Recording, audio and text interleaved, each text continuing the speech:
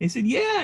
I went online and I pretended that I had my own botnet, and I just wound up, they had got stolen mine by accident. And so I started, a discussion with them and see if we could join forces. And I tried to get some information out of them. And I'm like, well, you didn't actually get their real names or where they lived or anything. And he said, yeah, I did. Like I got a real IP address, and then one screwed up and I got his actual name. I was like, it's Peter Coroneos here from the Cybersecurity Advisors Network, and I'm here with author and friend Joesph Menn, who's the author of this iconic book, Fatal System Error, which was published in, I think it was 2010 is when it came out. And so, Joe, what sort of prompted me to talk to you today was we'd been tracking the Colonial pipeline hack, and one of the big takeouts was the fact that it was evidently a Russian criminal organization that was behind the attack. And we then saw calls from Joseph Biden and the G7 when they met in England shortly thereafter, a call to other nation states to rein in their criminal organizations because of this continual thing that was so central to this book, and that was governments protecting bad actors within their own jurisdiction for reasons that we can come to. And so I thought, well, nothing much has changed.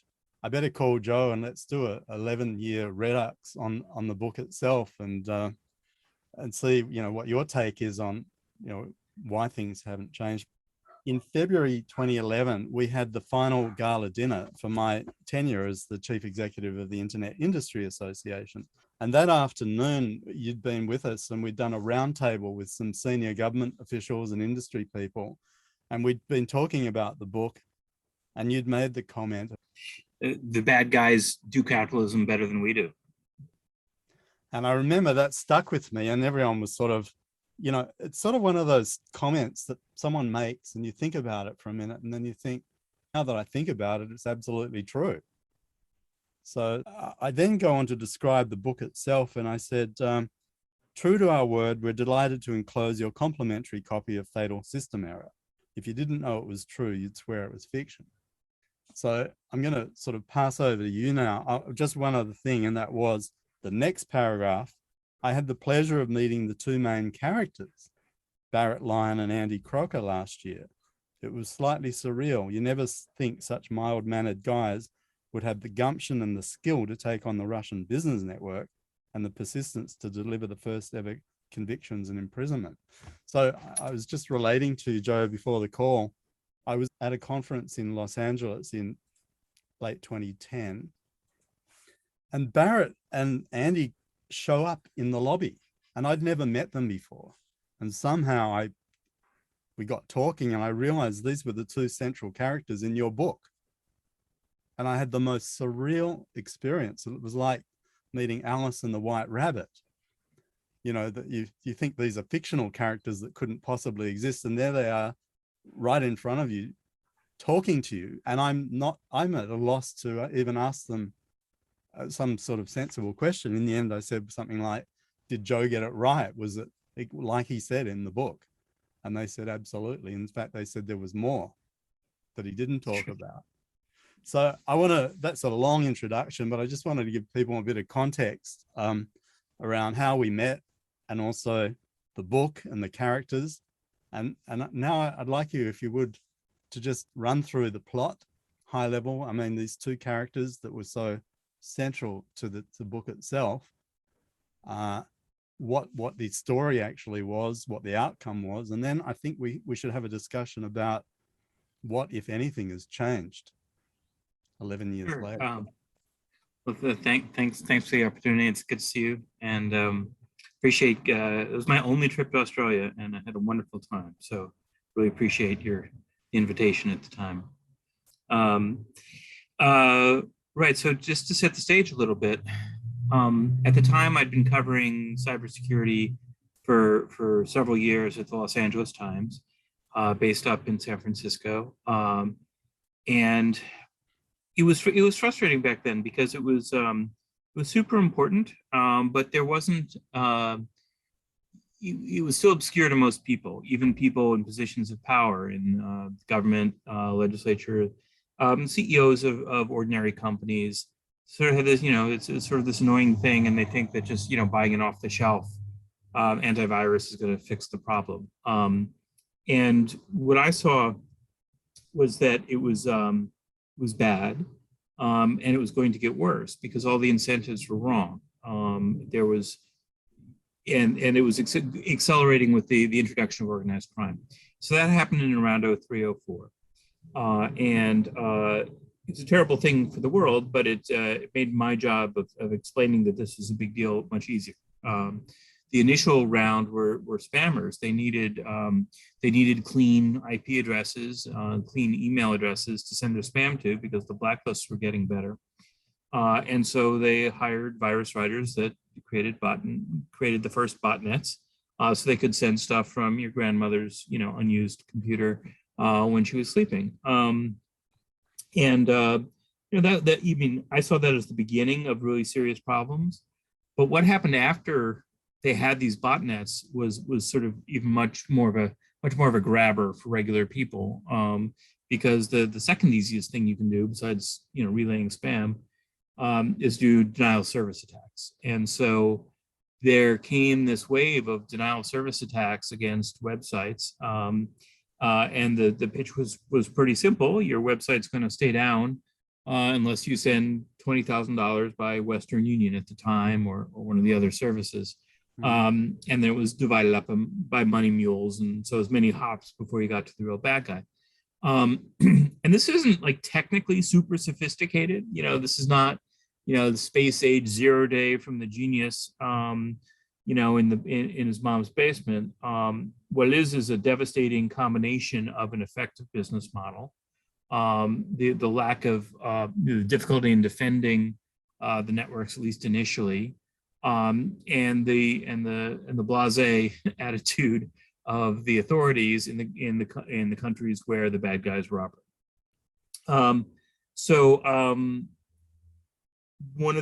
While I was working at the LA Times, I was sort of looking for a way to tell the broader story, which is complicated but important.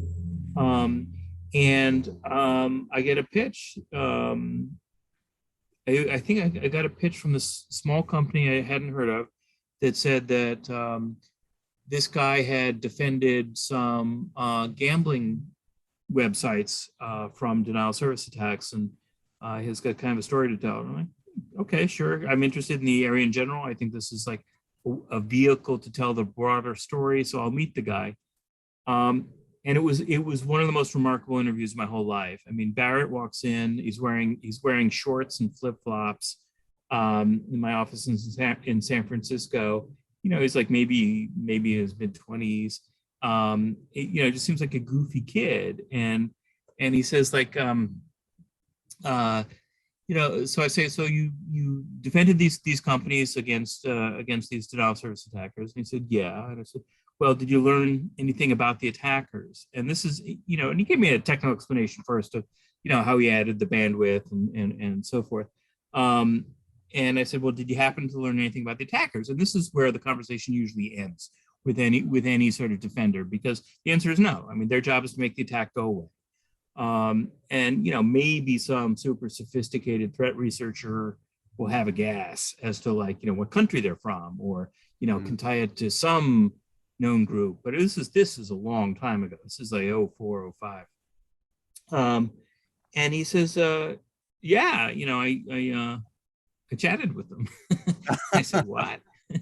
They said, yeah. I went online and I pretended that I had my own botnet, and I just wound up, they had got stolen mine by accident. And so I started, a discussion with them and see if we could join forces. And I tried to get some information out of them. And I'm like, well, you didn't actually get their their real names or where they lived or anything. And he said, yeah, I did. Like I got a real IP address, and then one screwed up and I got his actual name. I was like, holy cow. And it just got better and better. It's like, you don't have any like transcripts or anything, do you? And it's like, yeah, here they are. And I couldn't believe it. It was like the best, like sort of spy cops and robbers story. I'd ever read in cybersecurity. Maybe the Mitnick chase around the globe sort of thing, but it was pretty good and much more sort of current about what the real problems are and this sort of the uncatchability of these business heads, in this case in Russia. So I wrote a front page LA Times story about this, and one of the like the real questions was like, why were that a lot of people had is like, why, they wound up doing this to a lot of the industry and to a lot of different websites, but why would you start with a gambling website in Costa Rica? Why would you attack them? And there are a few reasons for that. Actually, one is they deal in cash. Another is they cannot go down on, say, Super Bowl Sunday because there's a million other websites doing the same thing that the viewer can just hop to. The third thing is they don't have the greatest, most solid infrastructure in the world because they're in Costa Rica. And the last reason is they're not going to go to the FBI. And the reason is that the FBI doesn't think very highly of offshore gambling sites catering to U.S. consumers. And in fact, they consider those folks to be lawbreakers. So they're not going to go help them. So that's why. So I wrote that story, and I stay in touch with Barrett because he's a great guy and he knows stuff. And we're both in San Francisco. And then a couple years go by, and I'm thinking about how to do a book because I think this is complicated, important, but I'm looking for like the hook that once again is like something that's so simple that even members of Congress will follow it. This isn't going to be shown in the U.S., is it? I would say that statement's generalizable everywhere, but what would I know? And Barrett calls me one day and he says, I got to tell you something. Off the record, you can't use this unless we come to some sort of agreement later. But you remember how you were suspicious of the guys whose websites I was defending, and you thought that maybe that they were kind of shady. Well, they were Gambinos. Wow.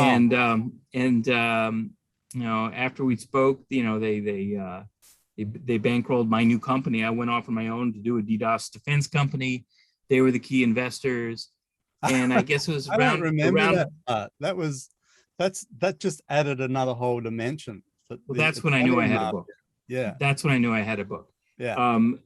Because this guy deliberately infiltrated the Russian cyber mob, accidentally infiltrated the American cyber mob, and walked away. And it's like, this is a movie, So anyway, apparently a turning point, we spent a lot of time talking about this. A key turning point was when he had to make payroll from his investors, and he was told to go meet a guy in a parking lot who had a briefcase full of cash. And obviously he should have figured this out earlier. But that was pretty much a gimme at that point. Boy, I hope he kept his investors happy. Well, as you know, Barrett is an interesting guy. And I think a normal person at this point would have said, this is really, it's been a great run, and I'm just going to resign and pursue other interests. Yeah. But instead, he went back to the FBI, who had blown off his earlier complaint about the Russians, all the evidence that he'd given me, and said, well, I think you might be interested in my investors. And so he continued to work there, and he wore a wire against the Gambinos. Whoa. And not only that, he outed himself as an informant to me. He'd never had to testify in trial because everybody pled, the guys that they could catch anyway. And he outed himself to me for the book as an informant for what he knew was a subplot, because he knew that more people would read the book and therefore learn about how bad cybersecurity is and why this needed to be an issue addressed at the White House level. So I'm working along, and then in the middle of this, so that's Barrett. And in the middle of this, I got a book deal, I'm working on it. And in the middle of it, the guy in England who was his partner, Andy Crocker, retires. And he retires mad because he'd worked for the National High-Tech Crime Unit, which was one of the very best national cybercrime fighting agencies in the UK. And they had sent him to Russia to pursue these same bad guys because the same group of extortionists had been hitting publicly traded, legitimate UK gambling sites. And they, Her Majesty's government wanted to draw a line and said, no, you can't attack our businesses, no matter where you are. And so it was going to be a test case. And I can't remember who it was. It was Jack Straw, who was the British Foreign Secretary at the time, had to call his equivalent in Russia and say, look, we really want cooperation on this case. And this was before Litvinenko. And, there was kind of a detente between the UK and Russia right then. And they said, okay. And so Andy had gone over there, and it was a miraculous case. He spent 3 years, most of it in Russia. They had to find Russian laws that these guys had broken, and because there's no extradition, so they had to be prosecuted in Russia for attacks on Russians. Yeah. And so he worked with the MVD, and it was like incredible. They at one point there was a plot to kill Andy because one of the bad guys turned out that they were going to arrest turned out to be the son of the local police chief. And there were those dramatic twists and turns. And then he comes, so they get the three guys get arrested, the three guys get convicted despite the judge being offered $1 million bribe. They get sent to jail, which, happens never. Never happens. Russia. Never happens. And then he comes back and these three guys are mid-level guys. They are not the super genius heads of the Russian business network who are connected out the wazoo. Mm-hmm. But still, it's pretty impressive.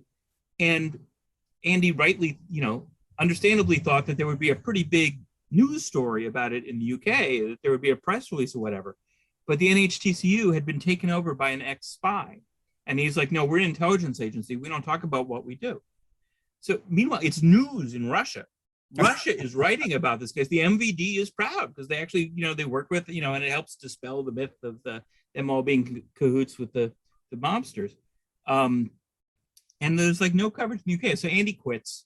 And then he's like, I got this whole back half of the book to tell you. And so the book actually winds up being like the Barrett half and then Andy's half. And then there's an end where I talk about the policy implications of all this and what Congress and the White House should do. So that is the book in a nutshell. That's this plot. And I remember there's some really funny parts in there where he goes out with the MVB chief of police and they get him drunk. And he's so drunk on vodka. Well, there's a number of incidents like that. I mean, that's not unique, but I just thought in the context of the story, it just added so much color. I mean, there's a lot of color in this book, just there's some pulse pounding, scary stuff. And the other part, it's got hookers and guns and stuff for the common man. You don't have to be a cyber whiz to appreciate it, but the people who appreciate it more than anybody are people who work in security, because most of them never hear about a case that goes to the end. Yeah. But and there's a happy conclusion to it, except there's a twist where Andy wanted to go higher up the chain, and the FSB said, no, time to leave the country now. You're done, because it was just then that the intelligence agencies were working at a high level with these mobsters to join forces against Georgia, Ukraine, and others like that. And that's, it was kind of an inflection point. It was right as that was beginning to take off. So I remember now that when I was talking to Andy in the lobby of that hotel, and Barrett was standing right there, and I think they both agreed. I think I said something like, how is it that these guys are tolerated? I mean, Russia's coming under international pressure, even back then, certainly now. How is it they're tolerated, these guys? And they said something which was shocking to me, but I suppose on reflection makes sense as well, that they're considered an asset that could be used for national purposes. And so they're tolerated, they're condoned, their activities on the proviso or on the understanding that if the need arises, that they can be called into the services of the government in a cyber offensives kind of situation. So they're basically a set of skills that are there, a reserved set of skills, basically. Right. So, so that's the critical point, and that is the big sort of logical leap that takes a while for people to get to. I did not anticipate that when I started working on the book. I didn't know a lot about Russia, but what I learned is that they're sort of already halfway there because the corruption is so deep in many places in Russia that particularly in law enforcement and in the intelligence agencies, that it's kind of they started to come into contact. Well, they come into contact with regular businesses, like completely honest, above board businesses, pay police off for protection. And the bigger the business, the more you have to pay to somebody more important for protection. This is also true of criminal groups. And one of the things to understand there is that official public salaries are quite low. So it's sort of expected that people will have kind of a side business shaking people down.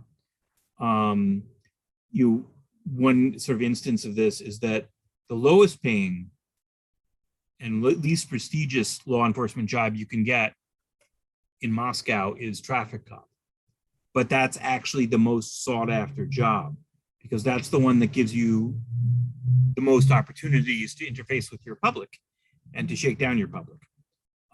Which, so you get more money that way. So even the good cops are corrupt. And the questions are like, well, how important was that case, that they threw, and how much money did they get? So maybe that's enough that they don't have to keep doing it in other cases that might be more important. So once you understand like how bad it is and that the police are actually seeing cybercrime not as like a growing threat to society, but as a revenue stream. Right. Like there's competition between the FSB and the MVD for cyber cases because they both want the money from catching the guys who are making out like bandits. It doesn't mean that those bandits are going to spend very long in jail or maybe no jail. It's, if they are in jail, it's to try and, shake them down better. Like how much money will you give me to get out of jail? That's the dynamic. And then you throw in the national strategy issue. These guys have coding skills. They have server farms. They have programs that, are attack Trojans that will, work against Citibank, but will also work against, the Ukraine, Ministry of Defense. Right. So it is a two-step process, but you can see how it happens, and that is how it happened. And unfortunately, it's more true now. We actually had U.S. indictments a year or two ago in the Yahoo case of people who were like both an established cyber criminal and an officer in the FSB at the same time, same guy. So it's more out in the open now than when I was doing my work on this subject. But these guys are more valuable. They have many more millions of dollars, and there's also deniability. That's the beauty part. Depending on what day of the week it is, whoever you're talking to in Russia who's in a position of power can say, yeah, we can't do anything. We can't do anything about those guys. They're patriots, or they're criminals. We can't catch them. Or how do you even know they're Russians? I mean, it's all happening back channel. So it's important that there are things like indictments, public naming and shaming. And what I think one of the things it will take is more of the publication of evidence like Mueller did in the special counsel's report about Russia's influence or attempt to influence the 2016 election. Yeah. Where they actually like, here are their names, here are their ranks, here's their chats. You're giving up some sources, maybe, definitely some methods. But if you're trying to change the world, you need evidence, and it needs to be public. So, where to go with this? I mean, well, a few things that are obvious to observe is that the quantum of extortion, the amounts that they're extracting, are increasing. So, if anything, Joe, I think these dynamics are amplifying. The combination, for instance, of extortion, data exfiltration on top of a ransomware attack. So you give them the double whammy, and they've got no option really but to comply, because even if they got backups, you've got their data, so it's going on the dark web if they don't pay you. So that, and they're doing that. And I guess Colonial Pipeline, that involved that as well, didn't it? They showed evidence that actually exfiltrated some company data, I think. Right, and that was the reason that the company gave in the end for paying is, Yeah. So what so else I mean, so let's go back to the capitalism thing.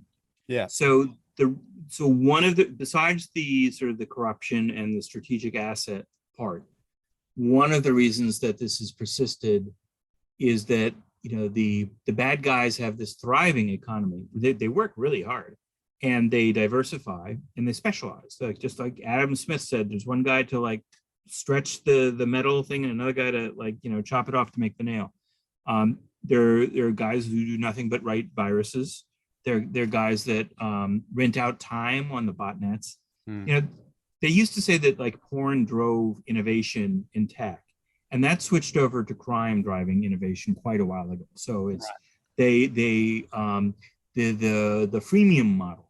Like you can have some of these get some of this attack software free, and if you really like it, then you can get the fancier version for a little bit of money, and so that markets it by itself. So the sort of, when you think about the double extortion that you were talking about, now it's not just your website goes away, of course. It's like, we're going to lock up all your machines. And then additionally, starting a few years ago, by an extremely well-connected ransomware gang, as it happens, called Maze, we're going to start publishing your files unless you pay. So that's like the double extortion thing. If you think of it like them, it's a line extension. It's a business line extension. It's like Heinz saying, well, we already have ketchup in the aisles. We're going to, in the US anyway, we're going to start making mustard as well. I mean, it's just sort of a logical business-minded way to approach it. So there's that. And then there's the twist where, in order to keep their government, I don't want to say sponsors, their government allies sweet, they train their stuff to look for words like, oh, I don't know, secret, top secret, COVID, sanctions, stuff that they know people have a special interest in. And if they won't pay extra for it, as long as they're exfiltrating this data, will be nonetheless be glad to receive it and be that much less likely to, issue demands, crackdowns, that sort of thing. So far, the US hasn't come up, and the G7 hasn't come up with any sort of equivalent value. And so that's the problem. Yeah, and I mean, COVID then added another layer on top of all of that as well, with the exploitation of human behavioral weaknesses and emotional stress. Well, so it was a field day for phishing. You got people click on stuff. They're also working from home and have worse security. It's much harder to monitor, all the traffic. In addition, there was another hacking incentive because the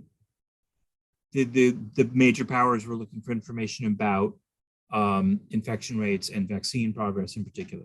And then I think another big impact was the ransomware spreading to the hospitals. And this is just like the worst. This is the worst. I mean, there are people who have died now because ransomware froze up their hospitals. And you would have one ransomware group saying, oh, we're never going to do that. And some other one say, oh, we're happy to do that. As long as it's not in Russia or Ukraine or wherever else their host country was. They set some parameters, but as you say, there's always someone. Keep going, Joe. I've got a couple of questions I want to ask you on that point, but I think I'd stopped you mid. Well, so that's continued. It's clear that, I mean, there have been mixed reports in Russia and the US media about how well these ongoing talks are going between US and Russia, but there hasn't been any sustained retreat in the ransomware attacks. I'm not saying it's not possible. I think it is possible. I'm glad that the White House is engaged. I'm glad the allies are engaged. They are starting to do things around cryptocurrency, which is, the lifeblood of the thing. what's weird is that cryptocurrency has gotten so big that it is both necessary to throw on anti-money laundering and know your customer regs around it, and very, very hard to do it. Because you can do that to exchanges in America or the UK, but you can't do that to exchanges in Moscow, not without something else happening. So there's going to be more offensive hacking by the US and allies against those exchanges to try and get to the ransomware actors.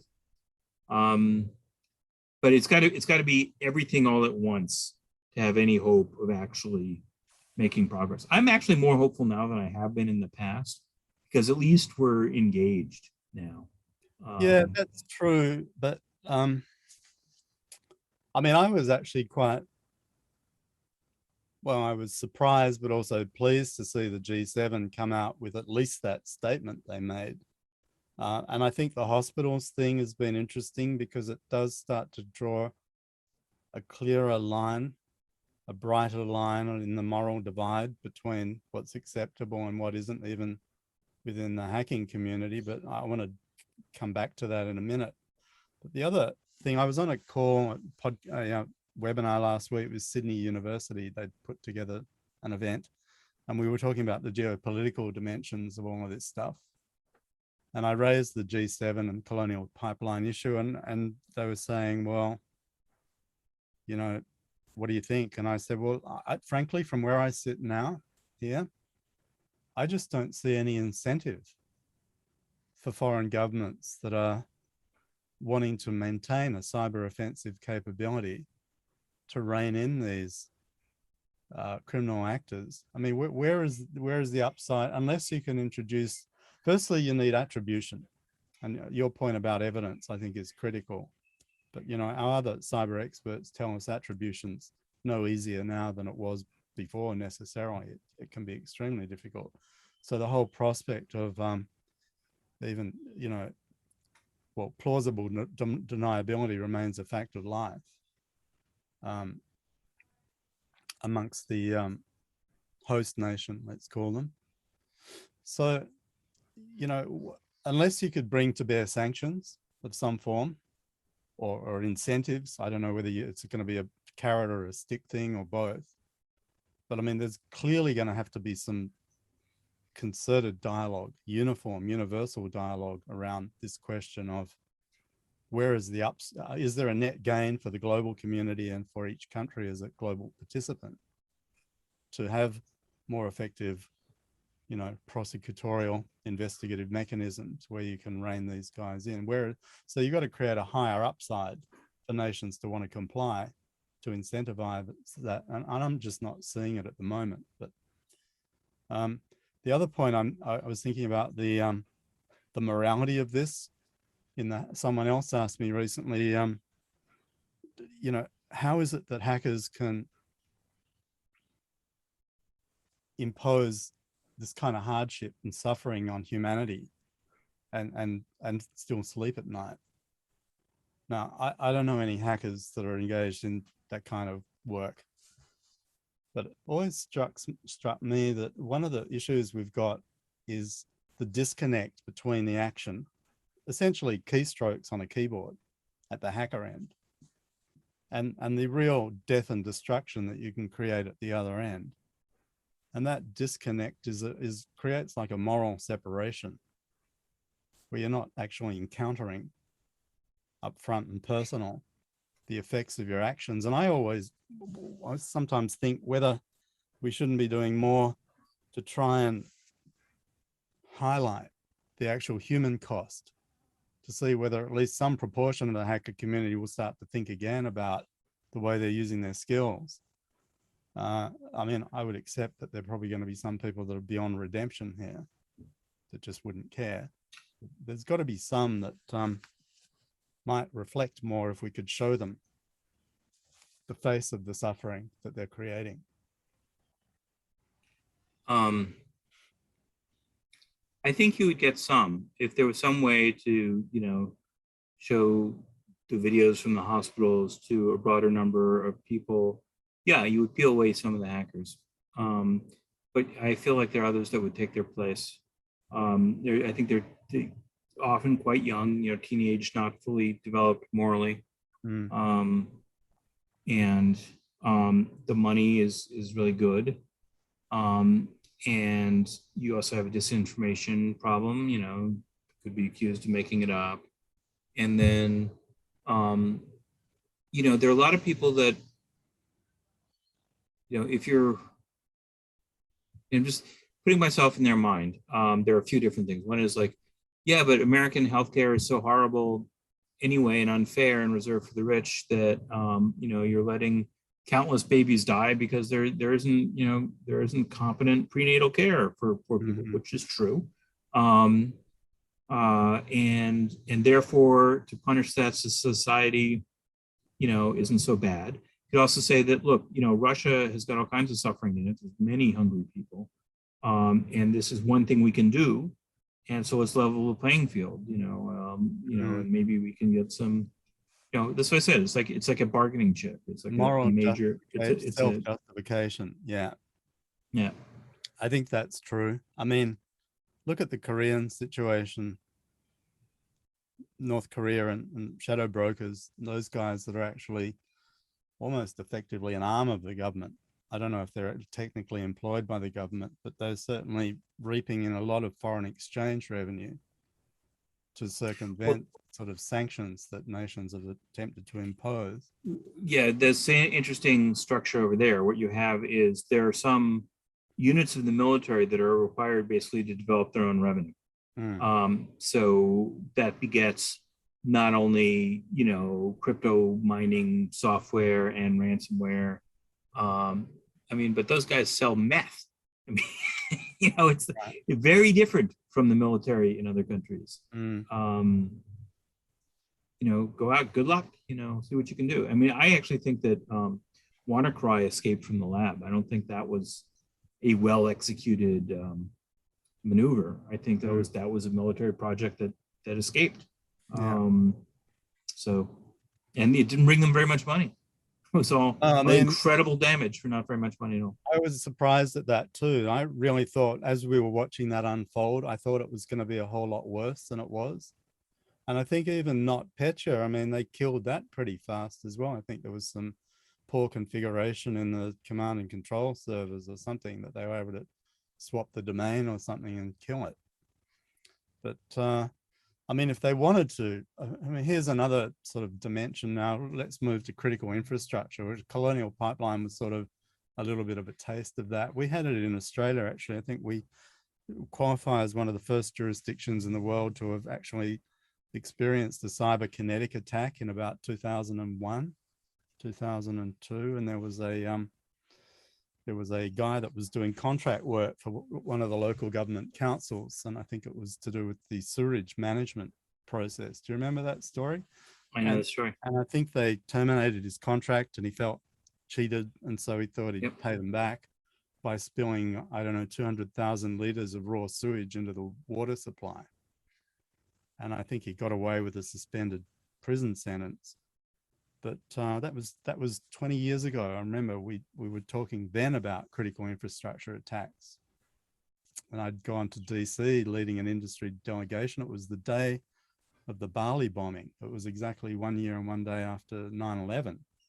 And I was in Washington in the FBI headquarters in their auditorium. And the discussion was about critical infrastructure protection. It was part of the bilaterals, US-Australia bilaterals.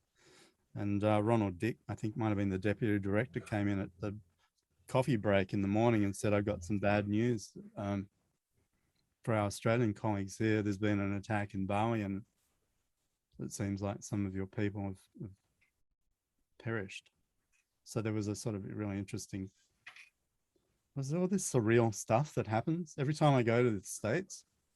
I went another time and walked past the Supreme Court and Monica Lewinsky was giving evidence against Bill Clinton and there was wall-to-wall media vans outside. And another time I was there and I just switched on the TV. It was 11 p.m. I was ready to go to bed. I just thought, I'll see what's on the news. And Obama's standing there saying, we've just taken out Osama bin Laden. And I think I was there in with the Bush Gore contest.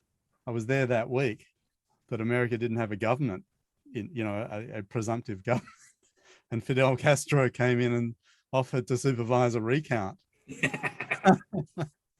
I got to stop going to the States. It's like every time I go, something really crazy happens. But I mean, just returning to our conversation around critical infrastructure, I mean, we've got entire networks that are now online. Obviously, we've had the industrial control SCADA type systems that have been around forever. They're usually unpatched. There's any number of them. You can go and look at Shodan and see where the vulnerabilities are. Do you think, and we haven't really seen any major critical infrastructure attacks of any significance? I mean, there was the Ukrainian, I think, gas pipeline. Well, there's the Ukrainian grid, or bits of the Ukrainian grid. That's right. And there was the Gazprom, I think, pipeline went under a cyber attack. They changed the pressure in the valves, caused an explosion. Where was that? In Russia. In Turkey? In Russia? I thought it was Russia. Anyway, we can check that. Is this the farewell dossier? Is this the farewell dossier thing with the stolen code from Canada? I don't know. I'm too rusty on that. But I mean, my point is that you can count on one hand the number of real cyberkinetic attacks that we've seen in my book. Did you know I wrote a book? I did not. The Cyber Breach Communication Playbook. Oh, great. You've been hacked and it's going public. What to say, what not to say, to whom, when, and how to say it. But we talk about cyberkinetic attack in that book. And the Aurora test at the Idaho National Labs, where they blew up that 80-ton generator. Yep. And Wired actually just wrote an article about it last week, just recapping on what that was. But where I'm heading with this, I'm saying, well, in the light of the fact that we've got attack groups within nations that are on some form of covert untouchability or protection, and now we've got more critical infrastructure than ever coming online. We've got still, I would say, fairly tense geopolitical relations between nations, particularly to our north. And the Australia-China thing is now well known, the sort of brinksmanship around that, and Russia and other nations. I mean, are we, is it just a matter of time before we actually see a real cyberkinetic attack? Well, we've seen some real ones, and yeah, we will see more. I think the way I used to think that the way this was going to start was, some country already outside the norm, like North Korea, because they don't care, and because, what are you going to retaliate against, that they would do something like that. But where we're actually seeing the development is in already hot zones. So it's been all over the Middle East. For example, there's the Shmoon thing against Saudi Aramco. And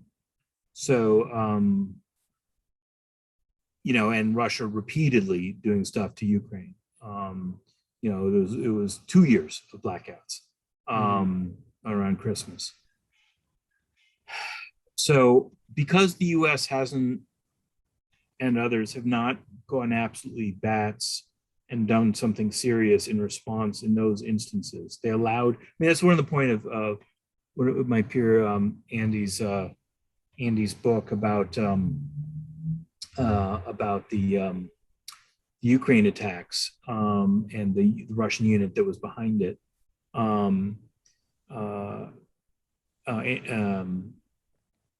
Because the U.S.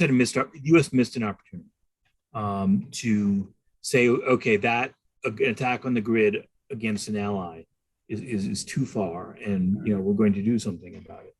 And the U.S. barely did anything about it, and there were mushy sanctions. They lumped in with a bunch of other stuff at the same time, and they said, like, well, this is about the Ukraine attack and a couple of other things. And it was largely because Trump was in power, and he didn't want to call out the Russians in a significant way. But we missed that opportunity. And so the same skills, the same programs, and the same programmers that were used to attack Ukraine can be used, repurposed to attack the United States or France or Germany or whomever. And I think they will, because it's a lot. It's the retribution is less than if you send a bomber. And there is some, some deniability, plausible or otherwise. And I think it's kind of about creating fear. You still manage to create fear, both economic and sort of life or death in the target areas. So I believe it happened. We don't know when. We don't know where, but yeah, it'll happen. I mean, there's no doubt the capabilities are there, as you say. And let's be frank, I mean, cyber offensive capability, I think it was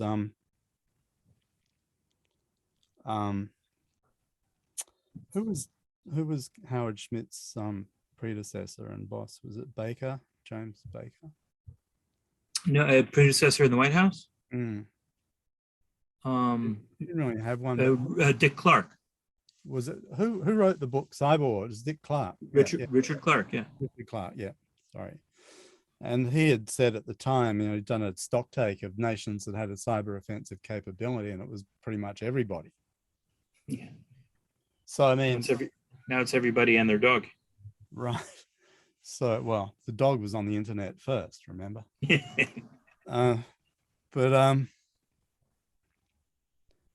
mean, isn't it always motive and opportunity and capability the real determinants here? And I think we've got the or you've got the capability is pretty much established, and I would say almost universal to a lesser or greater degree. There are hackers in every country that are capable of doing some damage for sure. Then it's just a question of what would the circumstances be, how would they arise that would be sufficient for a nation to actually go and take that next step, initiate a cyberkinetic action. And then the question is, you've got false flag attacks, attributional issues, and then escalation. So I mean, there are scenarios there that you could conceptualize without too much difficulty. The difficulty is predicting just when and where that might occur, and what the impacts would be. But it does feel to me, Joe, sitting here talking to you, 11 years after that your book came out, that not a lot has changed. As you say, I think in many ways things have got worse. But I always like to steer these discussions towards some glimmer of optimism. Is there anything at all other than what you said a minute ago about maybe nations being more prepared to call out other nations now? Is that where you think the progress is to be made, or where else is it that you see improvement that could be done? Well, after my book came out, it was, as they say, a wake-up call for many. A lot of the things that I called for in my final chapter have come true, like everything except for like software liability, and that's starting to come true. Since the book, there have been lots of other books that have said we're also screwed in this way, we're screwed in that way. There's the military-industrial complex, that's bad. There's WikiLeaks, and now there's disinformation. There's all these other terrible things. And I waited a long time before writing another book, because I didn't want to say, yes, we're also screwed in some other way, or, you missed this part about how we're screwed. And so I actually began looking for something that was positive, but realistic and sort of actionable. Like, here are some things that are working, and you can too. And that's much harder to do. But I found something. I went back to the earliest still operating US group of hackers, who started out as, teenagers with modems who saw war games and thought that was fun, and, didn't fit in their communities and didn't play sports. And so were willing to spend time, in these horrible, slow modems to try and download a text file, which is all they could handle with their bandwidth. That was a funny story written by some other teenager. And those guys, the ones that stayed in tech and in security, sort of leveled up not only in their skills, but in their morality. And they went off in different directions. The group is the Cult of the Dead Cow. And they were initially famous for having the funniest text files back in the days of bulletin boards. This is mid 80s and late 80s. And then they got famous because they, like, some of the more serious technical minds joined the group because they were funny. Then they saw what was going on once everybody came online with Windows 95, and realized that, you know, the people that they brought on who'd been doing like security advisors for like obscure business software where this has got a flaw and you should fix it. Suddenly they realized that, wow, like everybody's going to be online and Windows is a can of worms. They put TCP/IP in, but they didn't do anything else. And Microsoft was a monopoly and they couldn't move it off the dime. So they basically did a publicity stunt. And at DEF CON in 1998, they announced with great theatricality the release of something called Back Orifice. And they threw CDs with it into the crowd, and then anybody could hack anybody else's Windows box. And, you know, Microsoft played it down. So then they came back again with Back Orifice 2000 the next year at DEF CON. And this one was open source, so that bad guys could just tweak it a little bit and get past the AV. And you could also see that there are no backdoors in it for yourself. And this time Microsoft actually had to get serious. So they moved Microsoft off the dime and did move security ahead a great deal by doing that. Around the same time, they invented hacktivism, which they defined as hacking and security work in service of human rights. And so initially that was about helping people in China evade the Great Firewall. And evade censorship. And they worked on their own privacy protecting browser, which didn't take off, but it got enough traction that it forced the Tor guys, they told me, to bundle in a browser into Tor, which is now how everybody uses Tor. So they did things in the, and then these same guys founded a company called At Stake, which was one of the first, you know, hacker boutiques where you go inside a big bank or whatever and you tell them what they're doing wrong from a hacker's perspective, what they should be doing, as opposed to what all the people in suits have been selling them to convince them to do. And then one of them went to DARPA and launched something called the Cyber Fast Track. And so instead of giving $10 million to IBM or somebody to come up with a secret cyber weapon, they could give $30,000 to the lone hacker in a garage who wanted to do something for the government and had something he thought was kind of cool. And he got to keep the intellectual property from it. So they innovated in government, they innovated in private sector, they formed Veracode, the first serious binary analysis company. And they invented hacktivism. And as luck would have it, as I was reporting this book, which was published a year and a half ago now, one of them ran for president of the United States, and his name is Beto O'Rourke. And he was actually a pretty plausible presidential candidate when the book came out. What year was that? The book came out in 2019. But which election are we talking about? Just the recent one? The 2020 presidential election, the Democratic primary. Right.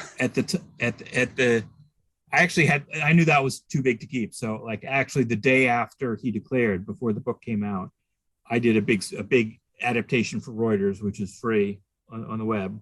You know, with sort of the talking about Beto O'Rourke's history in the group and why that meant something. So not only did we have a hacker running for the White House, we had an early and influential member of the most influential hacking group in US history. And not only that, but he's the guy that gender integrated it. He brought in the first woman to the group, which is a fairly rare thing, especially in those days in the late 80s. So yeah, he committed some crimes. He wrote some gnarly stuff when he was a teenager, which is, to his chagrin, available online. If now that you know what his handle was, it was Psychedelic Warlord. Right. But so that got me some more readers, and that has sort of renewed attention in hacktivism and sort of more. And the point of the book was really to have hackers think for themselves about where their moral line was. Well, that's right. And, Yeah.